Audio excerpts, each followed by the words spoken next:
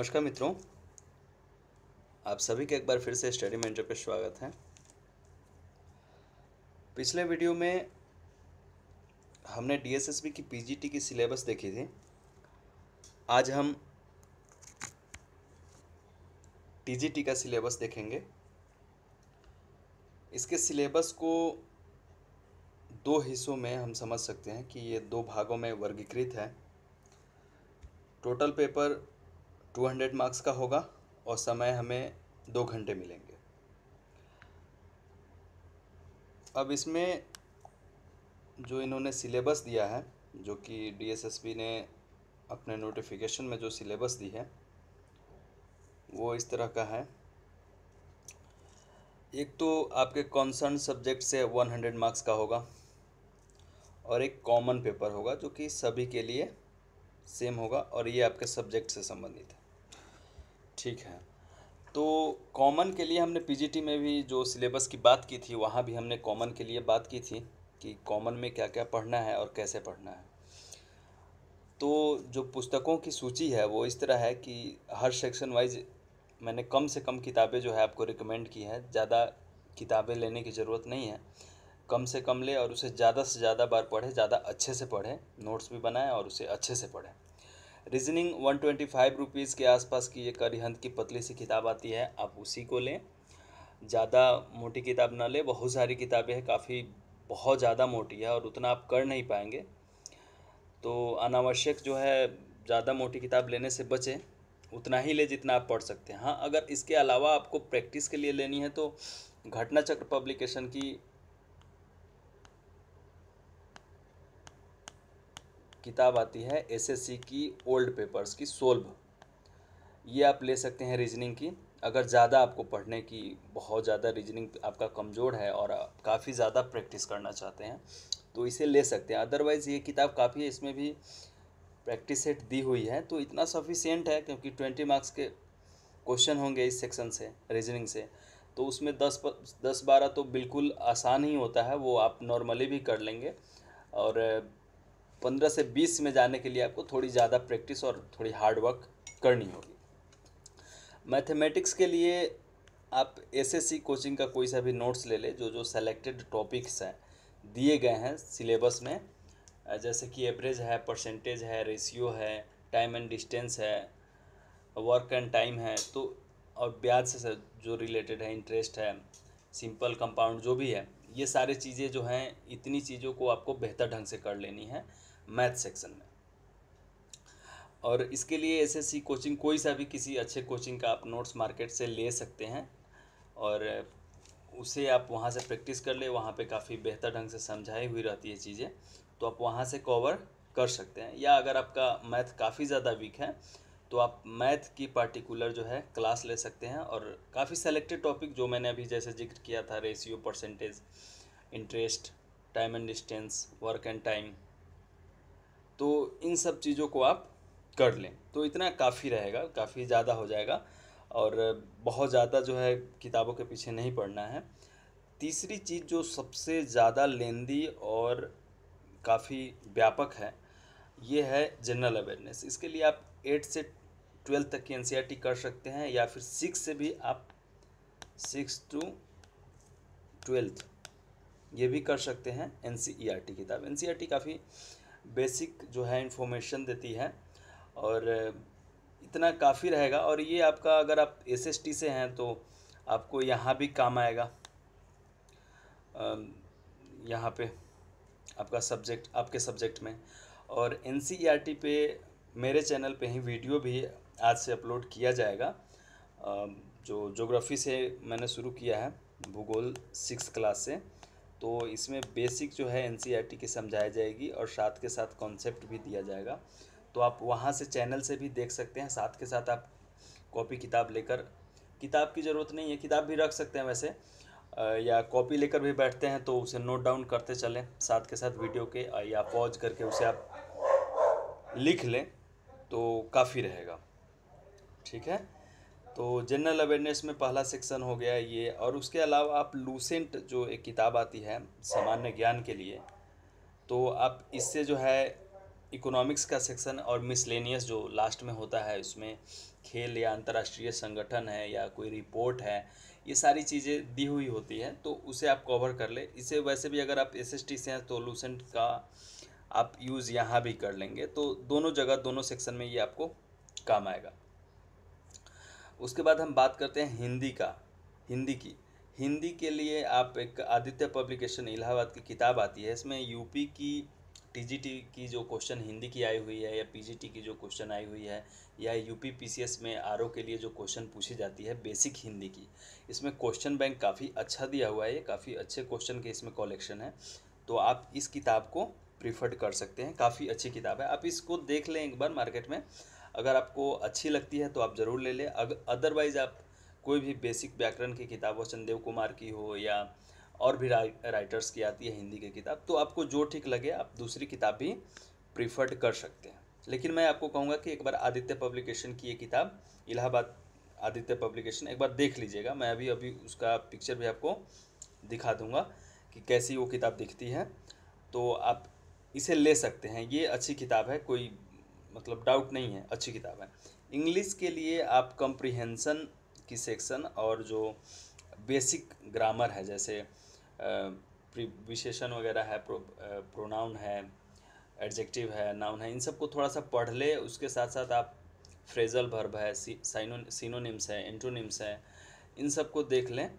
तो यहाँ से जो है 20 क्वेश्चन आने हैं, तो और कम्प्रीहेंसन की अच्छे से प्रैक्टिस कर लें तो आपका ये सेक्शन हो जाता है। इसके लिए आप बेसिक ग्रामर की कोई बुक ले लें या फिर आप जो है एसएससी कोचिंग के नोट्स भी आप प्रीफर्ड कर सकते हैं, इतना काफ़ी रहेगा। और इसके बाद जो एक मैं कहूँगा कि आप सीटेट का ओल्ड पेपर ज़रूर ले लें, आपके सब्जेक्ट में भी वो काम आएगा, यहाँ भी मतलब यहाँ पे आपके सब्जेक्ट में भी, आप चाहे एसएसटी से हों या फिर साइंस से हों, तो सीटेट के जो ओल्ड क्वेश्चन पेपर हैं वो ज़रूर ले लें।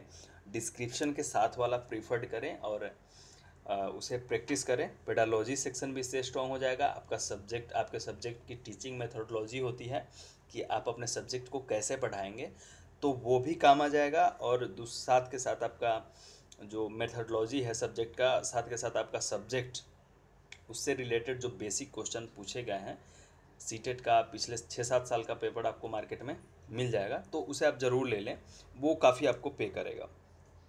अब आते हैं कंसर्न सब्जेक्ट, जो आपका सब्जेक्ट है, चाहे आप भाषा से हो सकते हैं, एसएसटी से हो सकते हैं या फिर साइंस से हो सकते हैं, जिस किसी से भी आप हैं, तो आप अपने सब्जेक्ट का 6 से लेकर 12 तक का आपको एनसीईआरटी पढ़ना चाहिए। ये काफ़ी बेसिक है और ज़रूरी भी है। और जैसा मैंने पहले भी बोला था कि जो वीडियो भी चैनल पे मैंने सोचा है कि इसके बारे में इसी संदर्भ में बनाया जाए ताकि ज़्यादा से ज़्यादा लोगों को फ़ायदा हो, तो आप वहाँ से भी वीडियो देख सकते हैं। मैंने ज्योग्राफी से जानबूझ के शुरू किया है क्योंकि अक्सर विद्यार्थियों की ज्योग्राफी ही ज़्यादा कमज़ोर होती है और विषय को समझने में दिक्कत होती है, तो मैंने ज्योग्राफी से ही शुरू किया है। तो आप वहाँ से वीडियो भी देख सकते हैं और मैं कोशिश करूँगा कि अगले 2-3 महीने में लगभग 8th क्लास या 10th क्लास तक उसे पूरा कर दूँ, जल्दी से जल्दी, जितनी ज़्यादा हो सके। ठीक है, तो ये जो है आपका अगर एसएसटी है तो अभी तो मैं एसएसटी पे ही बना पाऊँगा, क्योंकि साइंस के लिए मुझे किसी अन्य विद्यार्थी से हेल्प लेना पड़ेगा। तो आप जो है एसएसटी से अगर हैं तो मेरे चैनल का वो देख सकते हैं। अगर आप एसएसटी से नहीं भी हैं तो यहाँ पे कॉमन पेपर के लिए आपको एनसीईआरटी की ज़रूरत पड़ेगी, क्योंकि यहाँ पे जो जनरल अवेयरनेस सेक्शन है वहाँ पे ये आपको ज़रूरत महसूस होगी इस चीज़ की।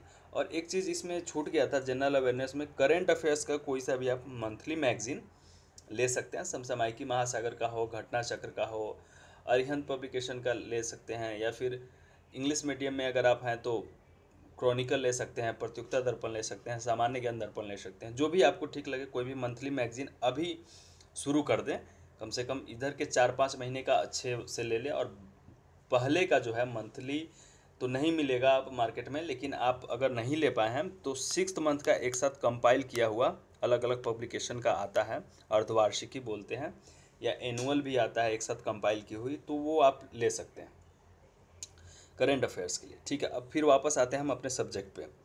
लूसेंट, अगर आप लूसेंट ले लें, क्योंकि ये जो है आपका काम आने वाला है, क्योंकि कुछ क्वेश्चन जो है ना वो बेसिक नहीं होते हैं, फैक्चुअल होते हैं।